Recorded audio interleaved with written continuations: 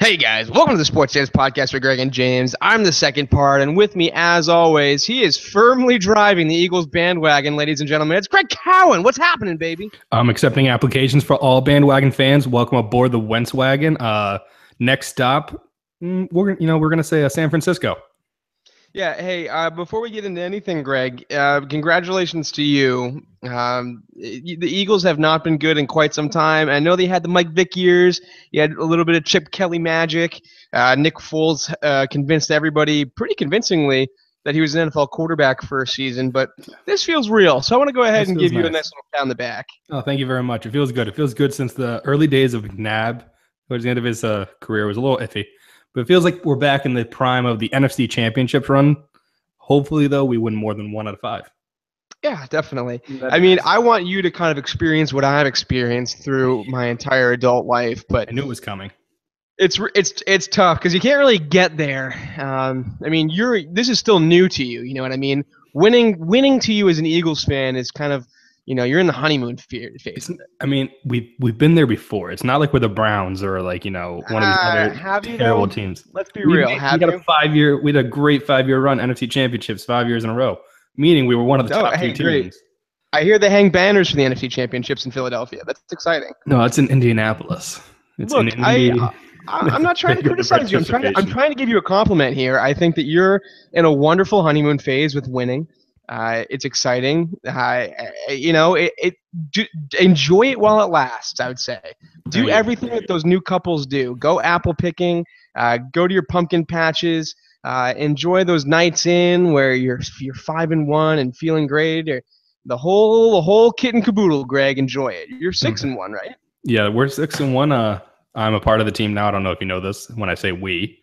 Yeah, exactly. I mean, I should be managing. I'm 7-0 in fantasy. I mean, I just can't be stopped there. So, Greg of the Eagles right now is making nauseating Facebook posts and snapping really bad couples pictures that they find cute, but no one else does. And it's adorable to watch. It really is.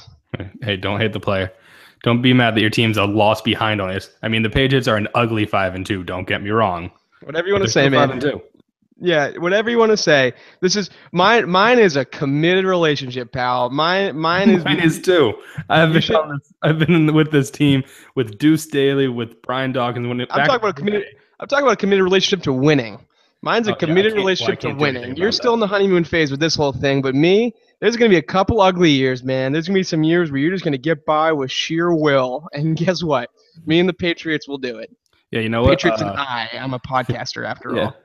Feel good about yourself because guess what? That run of yours is going to be coming to an end in the next few years, and then you're going to be back to like where everybody else was. And it's are we going to make it or we're not going to make it? Brady doesn't turn 45 for another 5 years, Greg. So Carson Wentz will be out of the league by the time Brady's done. You keep drinking that juice. You keep drinking that juice. I am drinking juice. Thank you for noticing. We have a lot to talk about today, Greg. We've got the World Series has started. The NFL is in full swing. We're in mid-season form. We can comfortably say mid-season form. We can. And basketball's back. We've lost pretty much my entire attention for the next foreseeable future until the finals happen. Recording schedule may be iffy the next few months because of you. We'll see what happens, but all that and more coming up in this podcast. Before we get into anything, how you feeling? What's going on? I'm doing good. Came back from New Jersey, took a trip down to New Jersey this weekend for a little event called The Hunt, which is basically just an all-day horse race drinking event where it's more so you drink and then you casually turn around and you go, oh my God, there's horses. That's basically the summary of it. You get really dressy, prepped up, and it's a good time. And then I had my niece's baptism on Sunday morning at 8 a.m. after all day drinking. So that was fun. Very good. What about you? I'm actually kind of still nursing and being tired and feeling fantastic waking up that early. No worries. I don't not much going on in the world of James here. Going to be honest with you. Got my new show all equipped, ready to go.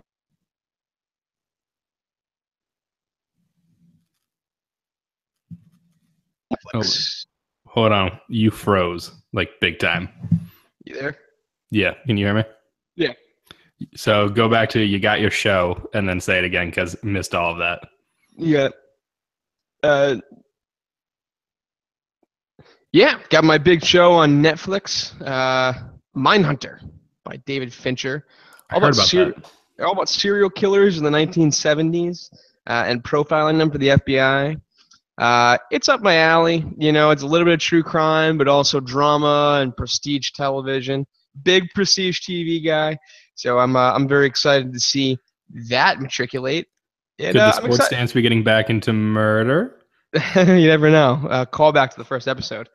Uh, and um, and I'm getting into the Halloween spirit. I like Halloween. I like That's Halloween a lot. I don't do a ton for Halloween, but I really like the idea of Halloween. Do you get dressed up? Not really. You know, I like to do the minimal outfit, you know, sort of thing. The classic is the Superman. I do the T-shirt underneath the dress clothes for work. And I just pull up in my dress clothes and I got the Superman T-shirt on, and it's a riot. Do Everyone you loves wear it. the glasses that day though? Yep. All right, Always just got to gotta wear make the sure. glasses. Just gotta make sure you're sticking to it. So, you know, I got that going. So I'm not like a big all out for Halloween kind of guy. I just like the whole vibe. Everything's spooky. Everything's decked out in orange. There's cobwebs. There's You're a big like ghosts. Saw movie guy, I feel like too. Saw? Yeah. No. Really? I don't like I don't like anything that's gory or tortury. Huh. See, I love I Saw. I don't like that. Now, I like the stuff that's like creepy. I like creepy stuff, but I don't like gory stuff. So Does are that you make like sense? into like Jason and like Michael, like Halloween, because it's kind of more of the creepy factor with a minimal The gore? earlier stuff, yeah, not before they got super like let's just figure out the most ridiculous ways to kill people. Yeah. Like the original Halloween, I think is just about as close to a perfect movie as you're gonna get. I think think- that first Halloween is just fantastic. I think like movies like that, I think you're right. I think the one that really bothered me the most, that I can't watch like at all after seeing it one time, is The Hills Have Eyes. Yeah, I've seen a couple of those, and I'm not a fan. Those are more messed up than like even the Saw ones, because the Saw is just plain gore, where that's like something I don't even know what that is. That's just like messed up. Yeah, I like the ones that are much more kind of like psychological thriller and like implied violence, if that makes sense, rather than just like I don't want to watch someone get like skinned alive or whatever the fuck. So you they like do, like the Hostel or movie? Saw. You like probably the movie Seven with Brad Pitt. Oh, I love Seven. That's a very good movie. This time of year is great for those very creepy movies. Very, very creepy. Did you ever know? Fun fact, slight spoiler. If you've never seen the movie, which it's been out like once a movie's been out for over 10 years, I feel like I can spoil what happens in it because it's your own fault. Earmuffs if you don't. Did you know Kevin Spacey refused to have his name mentioned at all in any of the press things for that movie because he didn't want people to keep looking for him in the movie, and they knew if they kept looking for him, they'd eventually put it together like, oh, he must be the bad guy. He wanted it to be a huge. That's a very method thing to do, so I'm not totally surprised. Yeah, he's great in it. 10, 15 minutes of that movie, I think, right? Yeah, but he's very good in those 10 to 15 minutes. So. Oh, yeah. Josh, who you know from college, whenever we see each other, or pretty often when we see each other, whenever we have any question, we always yell at each other, "What's in the box?" Yep, and, that's the best way to go about things. Yeah, it makes me laugh. Okay, cool. Let's get into sports now that we've rambled for a little bit. I think we're going to start off. I think we're going to start off this week like we do most weeks lately with the NFL. Yep. Week 7? Yeah, week 7 is just put in the books. Week 7, yep. Week 7 was in the books. We're going to talk about our takeaways and stuff like that. Overall takeaway, Greg, for me, is that I can't fucking figure out this league. I have no idea what's going on. No clue. Like, there's some teams that are, like, kind of starting to differentiate themselves a little bit, and that makes me feel good, and that makes me feel like there's order in the world. But there is definitely, like, there's, like, 6 teams right now that I look at. I'm like, what the fuck are you? Can I try to guess which ones they are? Because I feel like I can. They're most of them, but go ahead. I'll give you my answer. You're going to name a team, and I'll tell you if I can't figure out what's going on with this team. Cowboys. Yeah, I don't really know what's going on with the team. Broncos. I kind of know what's going on with their team. They don't have a quarterback. Tampa Bay. Yeah, I fell into the Tampa Bay. I do this every year. I'm pretty sure I did this last year too, where I fell into the Tampa Bay is going to be good hype. I didn't even watch Hard Knocks, and I fell into it. Yeah, that's they're on the surprising then that you didn't even watch Hard Knocks and fell onto it. I always fall into it, dude. Every single year, I'm like, Tampa Bay's going to be good. Remember this next year when I'm like, oh, Tampa Bay's going to be good. And you're like, dude, you say it every year. Yeah, They're but I'm not going to say good. it every year, and then you're going to take it back, and then they're actually going to be like, God damn, I should have said they were going to be good this year. I would have been on the money Yeah. finally. So Broncos and Tampa Bay, not really. I don't know. Raiders? Raiders kind of are like a what the fuck team to me. Especially The with the Marshawn Redskins are Lynch very much like a what the stuff. fuck team to me. Like, are they good? Are they not good? Is Cousins sometimes good, sometimes bad? Kirk Cousins, I come to the full-on conclusion that he's not worth $200 million. He'll put up stats and everything like that, but he cannot perform when it matters. Plain and simple. The Vikings are a team like that for me right now, where it's like, dude, who the fuck is playing quarterback for you right now? You're 5-2 and winning your division, and there's not going to be a lot of challenging in that division. They're gonna go to the playoffs, and I have no idea what's going on. They have a great defense. That's all we're talking about. The Bears are winning with completing 7 passes total, or not even 7 passes total, taking 7 passes. The entirety of the NFC South is perplexing to me. I have no idea what's going on in that division. Your prediction from like 3 weeks ago though about the Panthers before the Patriots game is like finally coming to fruition, where like they're not as good as everybody thinks they are. Right. Like, how do you lose 17-3, 17-3 to the Bears, and 2 of those scores are by one guy on the defense, both for 75 plus yards. And then my final what the fuck's going on is actually in the AFC East, in my own backyard.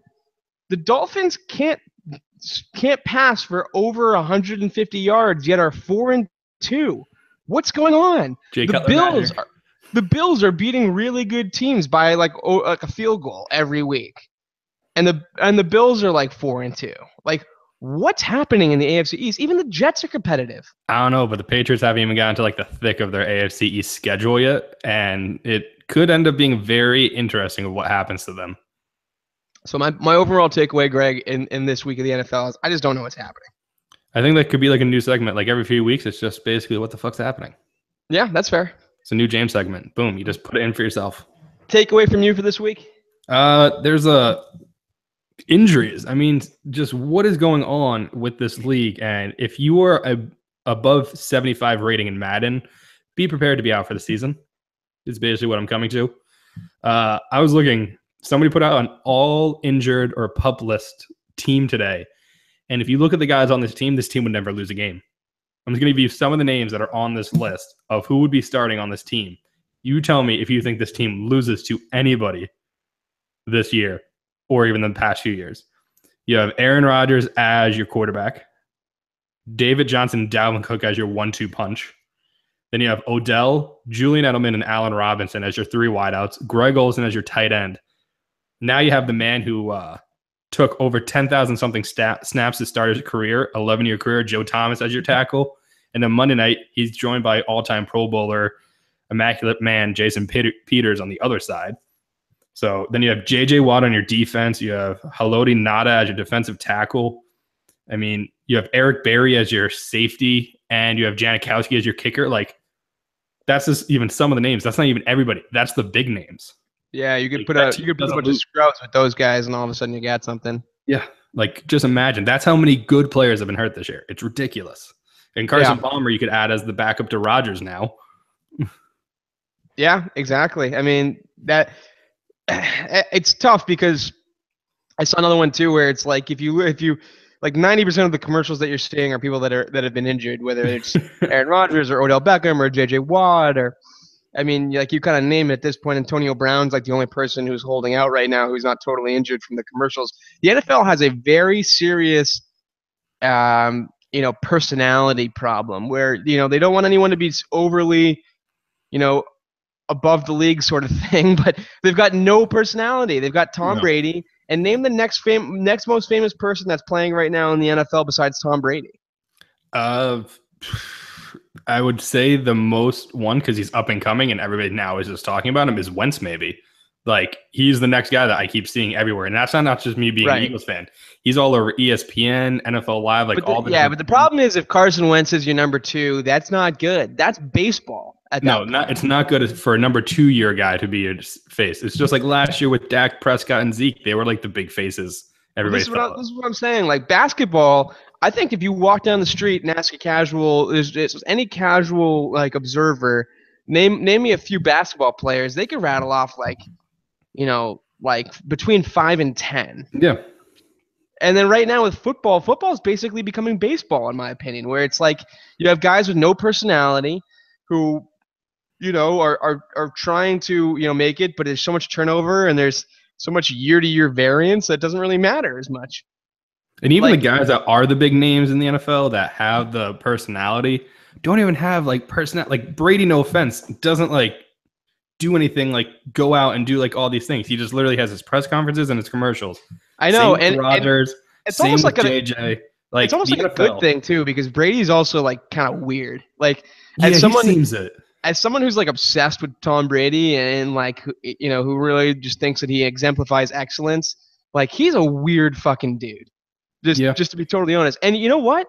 So is Aaron Rodgers. So is JJ Watt. These guys are weird fucking dudes. Yeah, like JJ Watt's sending out messages at 2 a.m, being like, in the gym pushing tires. What are you doing? Yeah. Like, it's crazy JJ. It's crazy when like Odell Beckham and Gronkowski are the guys where like, well, at least these guys are like semi-normal. Yeah, but then we get mad at them because they're out partying and doing the normal thing 20-year-olds are doing. It's crazy. I think that the NFL is going to have a reckoning when it comes to like they gotta figure out a way to get more personalities involved in this thing, because like what's going on? The biggest name behind Brady is probably Gronk right now. I mean, he's in the true. Dunkin' Donut commercials. Have you seen the commercial where it's like the mom sitting on the couch and the girl comes home from like soccer and she smells and the mom's like, "How was practice?" And it's like all of a sudden 7 grown men all in soccer girl outfits, like with long hair. Gronk's one of the people in that commercial with like long girly hair wearing soccer cleats. Yeah, Gronk's pretty recognizable, and just because he's fun and he's funny and people want to be around him. Like Cam Newton should be that guy, but Cam Newton's probably another good candidate as well. But he's had a weird season, and now he feels like he's more known for weird dressing. Russell Wilson was getting there, and then all of a sudden like he kind of just like dropped. He's a weird dude too, dude. Like, Drew Brees. I would give it Drew Brees. Yeah, Drew Brees is in a couple commercials, but he hasn't been much lately. I don't know. Yeah, but personality-wise, at least he's got something. Yeah, I'm talking about fame and personality and the whole thing. I don't know. We'll see. Big takeaways from us week 7: personalities and injuries. Yeah, seriously. And not knowing what the hell is going on. Well, what do you mean? What do you do? So if we go back to like this next coming week 8, most of these games I feel like could go either way. Like legitimately, like the Bills versus Saints, for example, at 1:00. Like I have no fucking idea what's going to happen in that game. Like normally I have like a general idea. I have no clue what's going to happen in that game. Chargers Jaguars. On paper, the Jaguars should thrash the Chargers. The Chargers might be actually really good. It's not Chargers Jaguars. It's Chargers Patriots this week. What am I looking at? Oh, I'm looking at week 10. Whoops. Yeah. Why did I go all the way forward to that? Week. It has mostly a lot of back and forth games. There's only about 3 games, maybe I would say, that are guaranteed. Eagles should beat the Niners. Yeah, that's true. Vikings should beat the Browns, and then that's true. It's kind of hard after that. I mean, I'd say Falcons should beat the Jets. But the Jets have been, to put it in your words, as the Yankees were, unnervingly frisky. Like they're putting up a fight every game. The Chargers, I'm not even going to say are an easy beat for the Patriots because they've won 3 straight. They have a decent offense. Their defense is pretty good.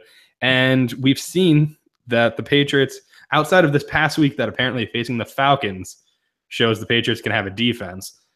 Like it's the first time. The Patriots, to me, I'm not as worried about the Patriots. I know that they're an ugly 5-2, what everyone says. The Patriots have played their way into shape. The last 2 games, they've let up not that many points, even if the defense doesn't look great. At the beginning of the year, the Patriots were a bend don't break defense. Now they're bend and break defense at the beginning of the year. Now they're a bend don't break defense. So but the Chargers are a team that if the Patriots don't go in ready to take them on, could be that team that is like, hey, we can beat you easily. Like, see, I totally disagree. I think this Chargers team is such a non-threat. It's crazy. I totally think that. I think this game is. I actually honestly think this game's gonna be a dismantling. All right, so that's clearly not a game you're looking forward to then this week, outside of just being a fan. Just being a fan, I wouldn't watch this game if I was like a non-Patriots fan. I wouldn't watch the Patriots Chargers. There's no compelling reason for me to watch the Patriots Chargers. Other than I'm literally only going to watch them because I'll probably have. The games this week that you probably want to watch, just from a entertainment standpoint, is the Texans and Seahawks. I think that's a really good game. Yep. I think that the Steelers and Lions will be a decent game, the Sunday night game. I think Cowboys Redskins could be decent. That'll be pretty good. All the interdivision games look pretty good, whether that's Cowboys Redskins or whether that's Bucks Panthers. I want to see Chiefs or Broncos Chiefs. Yep, that's another good one. I want to see if the Chiefs can kind of bounce back. They've had a 2-game slide, and I want to see if the Broncos show any sort of life because they've just looked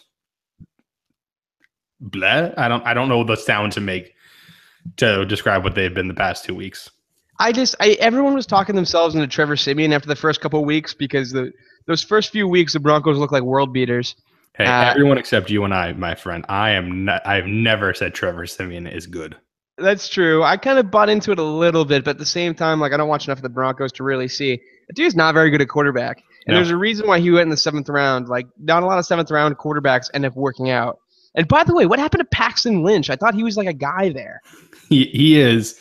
I think John Elway doesn't like his mustache or something. Did they just whiff on that? That's just like a wasted pick sort of thing. It feels like it, but how do you know unless you actually let him play a couple games? This is what's driving me nuts with the Browns right now and Deshaun Kaiser. Hugh Jackson was like, listen, I'm going to give him his up and downs. I'm going to stick with him. I'm going to be with him. The past 2, he has played 2 full games. He got taken out of one because of injury. He didn't even start one. And then 2 of the games he was in, he got pulled out in the 3rd quarter and one in the 4th quarter. And the 4th quarter one was the most recent one. It's like, you can't do that to a rookie quarterback that you were trying to develop and showing that you literally have no confidence in him no matter how crappy he's doing. You got to let him try to develop and do something and show you maybe just on one drive that he's learning. Yeah, I guess, but I don't know. If I'm the Broncos, I'm very concerned that Paxton Lynch can't beat out Trevor Siemian for the starting job. Or Brock Osweiler. Brock Osweiler came in as the replacement. They didn't even have Lynch suit up the one game. Yeah, it's tough. It's nuts. Okay, so we're looking forward to those games this week. Anything else you want to touch on the NFL? I felt like there was something. I feel like we should really quickly touch on just how crazy of an ending was that Thursday night game for Oakland Chiefs. Did you see it? I didn't see the ending of it, to be honest with you. Did you see the highlights? Because it was nuts. I did, yeah. I don't think you'll ever see a crazier ending to a game potentially than that with 3 no time on the clock left plays.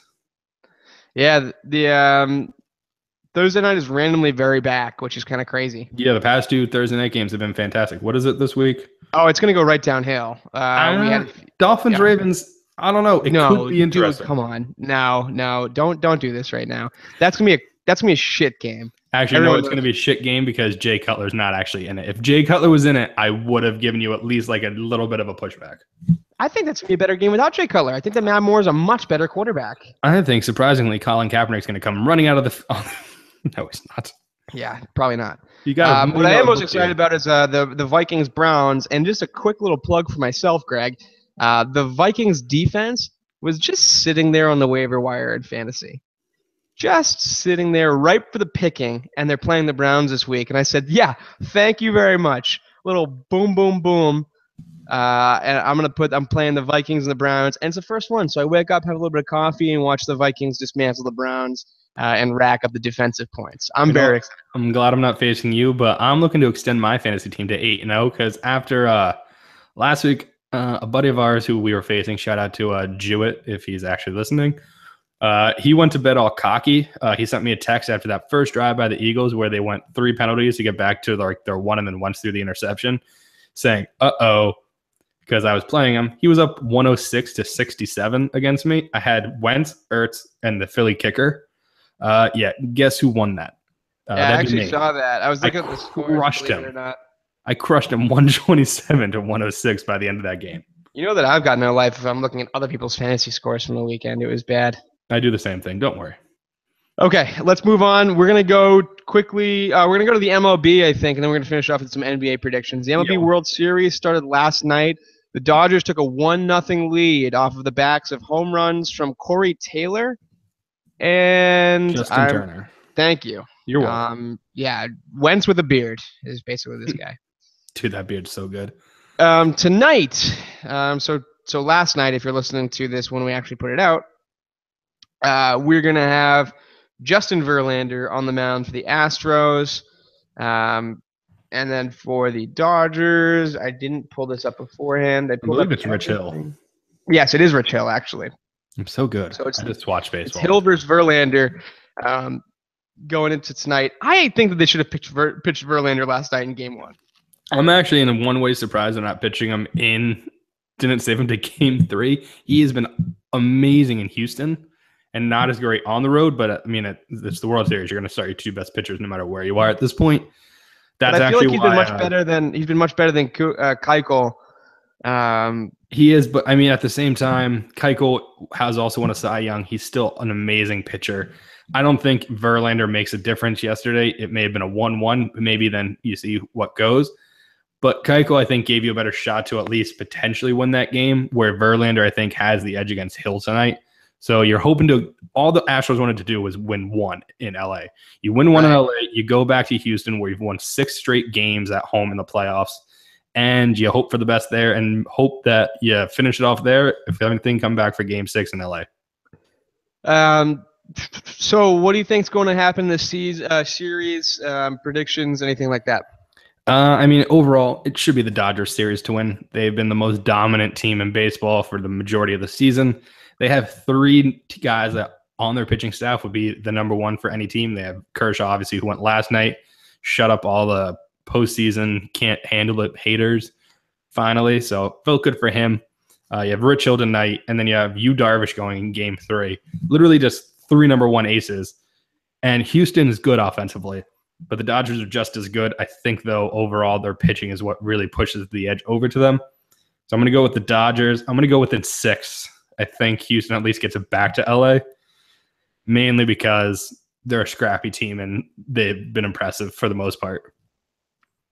Yeah, I think the biggest thing for the Dodgers is that like you've seen a million times with playoff teams. It's like, you take your starter out in like the 6th inning, like the 7th, 8th, and 9th. You end up like, walking somebody, or the bullpen caves like for 1 inning, and that's the inning that crushes you. And the Dodgers just don't have that problem, They don't. And Houston does have such a good bullpen, and and Houston really does.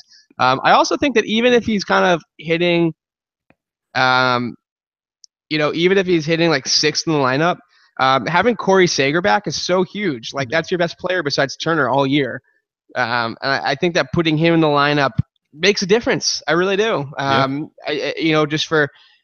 Just having your complete team there is a different mindset than like, all right, now we got to kind of have like these 6th, 7th, and 8th hitters really kind of, come up.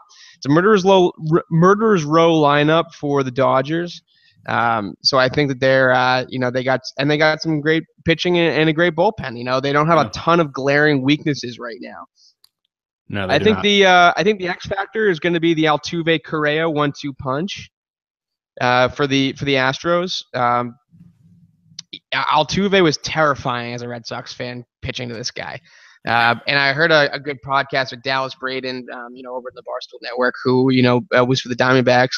He was talking about how Altuve is the hardest person to game plan for because he hits everything. It's like there's no weak spots in his game.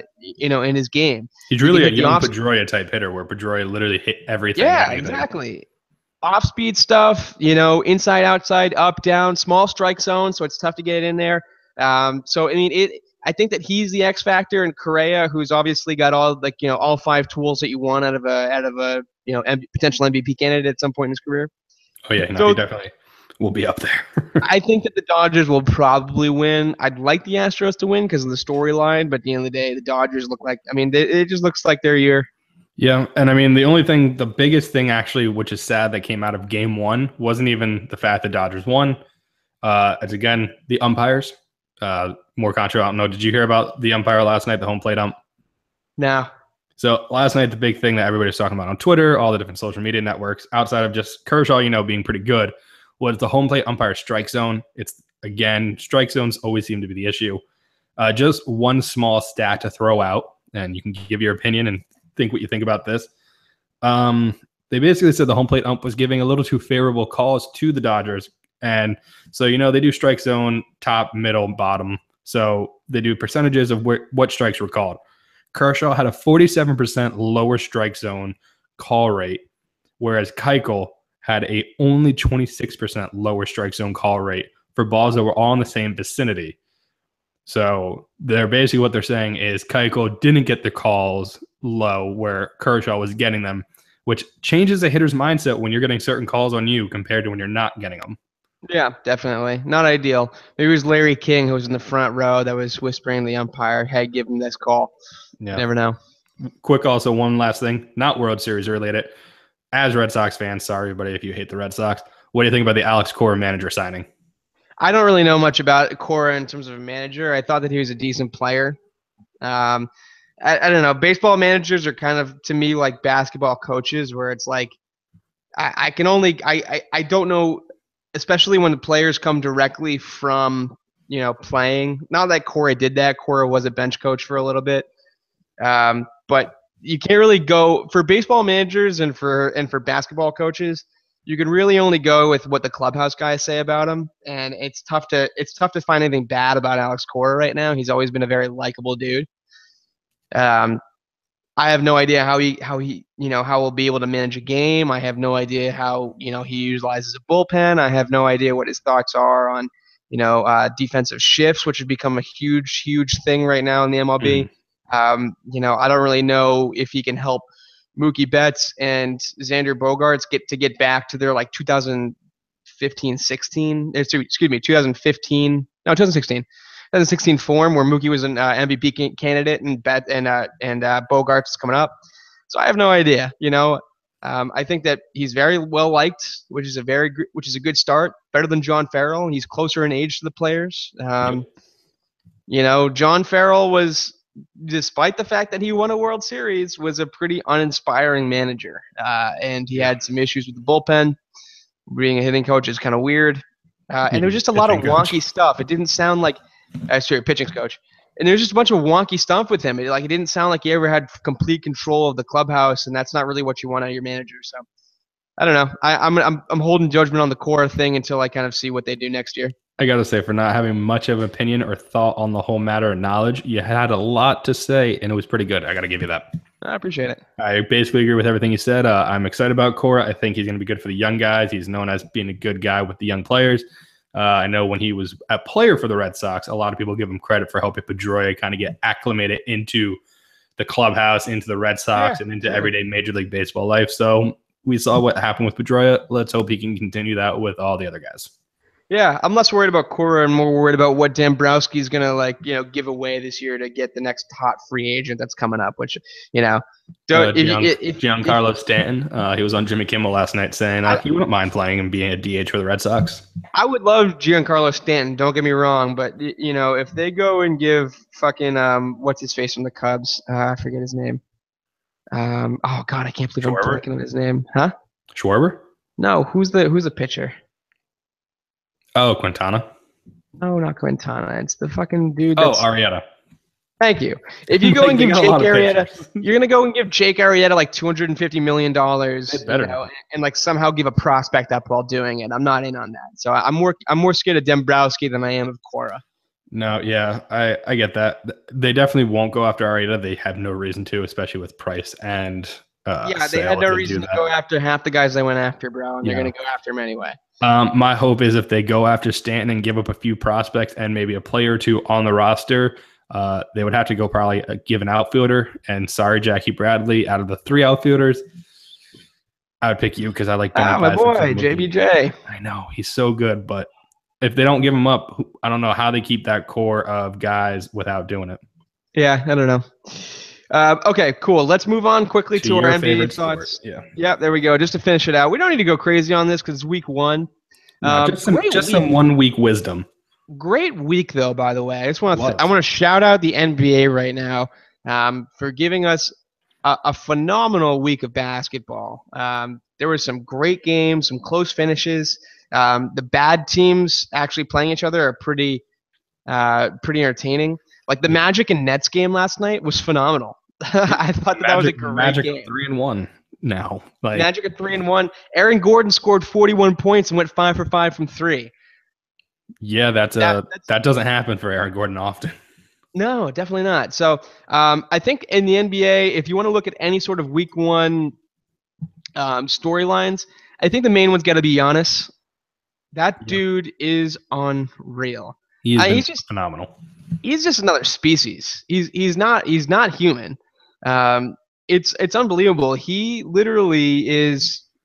His arms are so long. I saw a few when he was playing Boston. One of the highlights is very funny. He started on the right side of the basket, drove full speed, jumped in the air, and then moved his arms almost all the way past the backboard on the other side of the basket to flip the ball in to go Yeah. over two players. I I mean, saw that. it's That was, just it was impressive play. it's unfair, dude. Like it's unbelievable. I mean, there's nothing that this guy can't do besides maybe shoot a jumper. But honestly, with his length, he doesn't really totally have to right now. No, did you see the play the other night? I forget who it was against, where he literally the ball was stolen. He got the ball at half court, took I think 2 steps, and then just dunked it. Like that's how long he is. That he doesn't even have to take more than 2 or 3 steps to go a full half court of the court. I guess that was a dumb way to say that, but you get what I mean, folks. Yeah. No, I mean he's absolutely unbelievable. I think that he's a perennial MVP candidate. He's 22 years old, by the way. Just want to throw that out there. Doesn't turn 23 until December. Makes so me feel bad about myself. I mean, this dude is unbelievable. He's 23 years old. He's averaging over 30 points a game.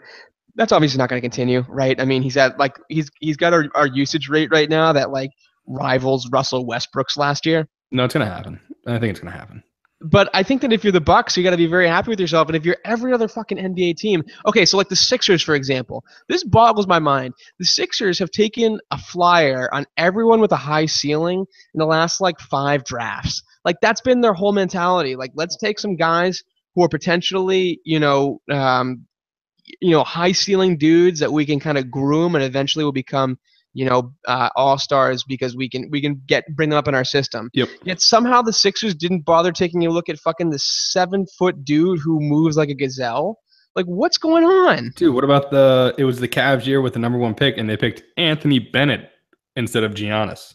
I mean that's not great. Yeah, definitely. But you can. There's a ton of criticism about that Anthony Bennett pick, and I think Griffin just talked about it. Anthony Bennett, people, if you don't know, was a basketball player. I don't know if he still is, but he was the number 1 pick like 3 years ago. And more than that, I think he's like in a McDonald's now, just eating his feelings away. The other thing that really bugs me is that we took Kelly Olynyk before Giannis as a Celtics fan, and I'm the biggest Kelly Olynyk stan in the entire world. He was so good. But that's making me really upset right now. Okay, so Giannis is the major storyline I think so far in the NBA. If you want to talk about how the Wizards are, assuming not the Wizards, how the Warriors are a little too feisty for their own good. I actually had that listed. I said Warriors too cocky. They're a little bit too cocky for their own good. They're only 2-2 right now. Curry and Durant got ejected from a game. Draymond, I don't know if you've seen any of the clips online. He is in peak shit-talking mode. Yeah, I don't know why he's in such a high mode right now. Like, did you see him on the bench when some guy came in? He was like, "Who's that?" I don't even know who is that. Yeah, and then Dennis Smith Jr. the other night went up for a dunk against him, and Draymond sort of blocked it, but then started wagging his finger literally right in the dude's face and said, "You'll never dunk on me."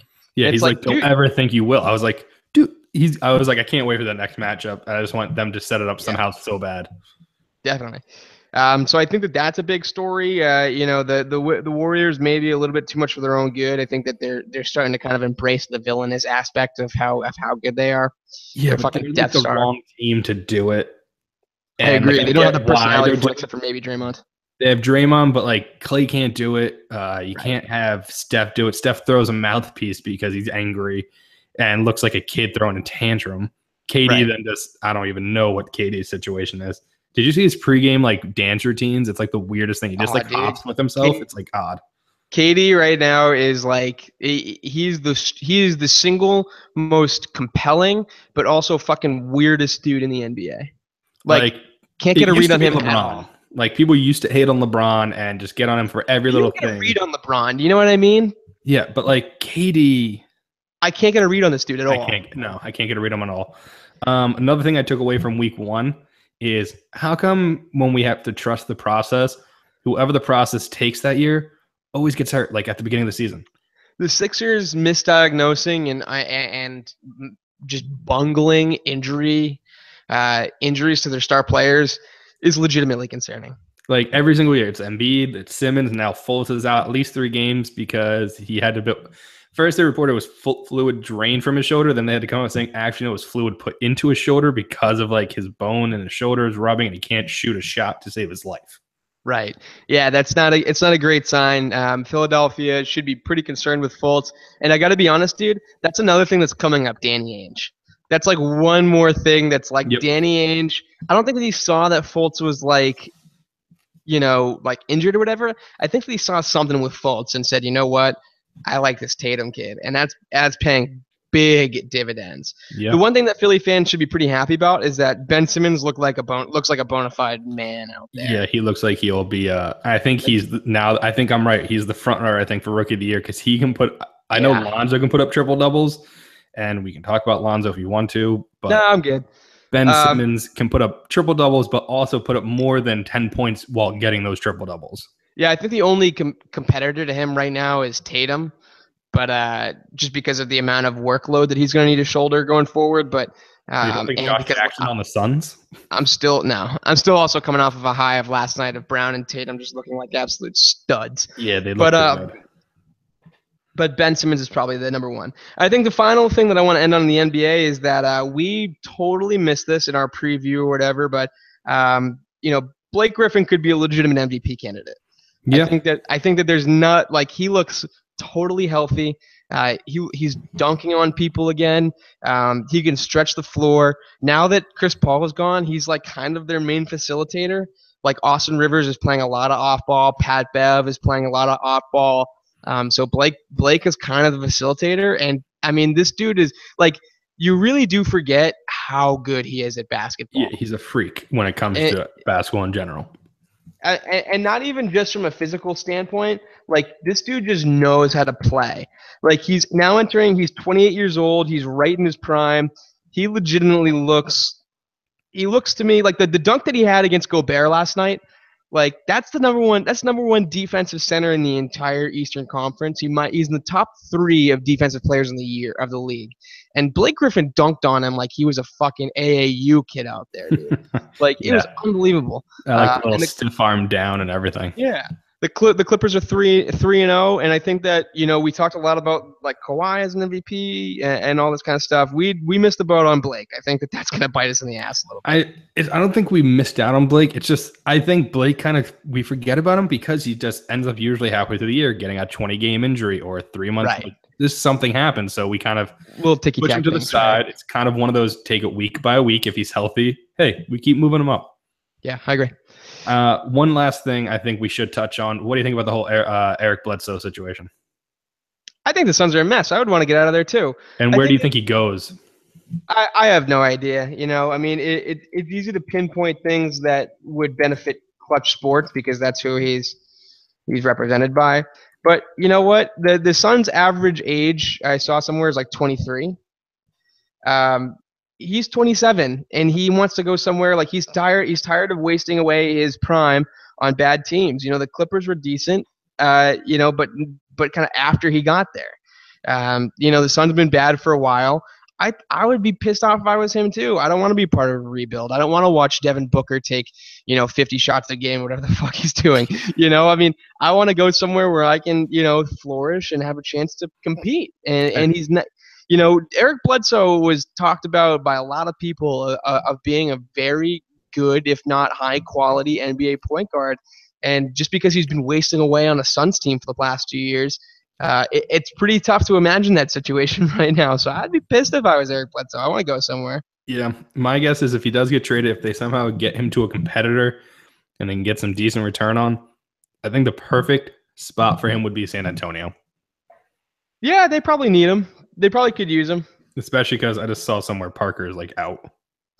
Yeah, that's probably a good spot. The Cavs are always a landing point, but they've got nothing to give up, so they're not going to give up for anything for Eric Bledsoe. The only other thing that I would potentially look at would be, why don't think about the Nuggets for a second, just because they got some nice pieces, and they could give up like a Moutier, for example, and play him with Jokic, and I think that would be a nice combination.